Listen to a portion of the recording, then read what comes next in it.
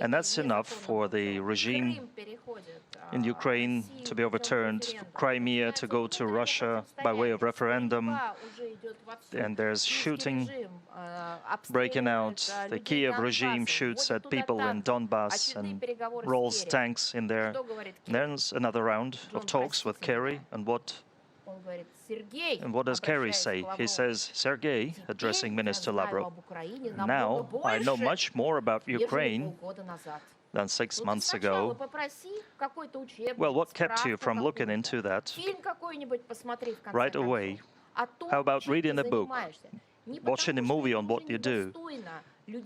Not because it doesn't befit people occupying such high positions to be so unqualified. I'm not talking about Kerry right now, because it means people's lives, and you and your family may find yourself in a similar situation. You can have loads of money, you can have a very high office, you can live anywhere, but life can take a very sharp turn. You were yelling at me a little while ago, so maybe I'm going to give it back to you now. You ready? Maybe, and I know what you're saying, and you're absolutely right, Maria. The U.S. and NATO were doing military exercises in the Black Sea in front of Russians who were just taking their families to go bathe in the beach. They were militarizing Ukraine.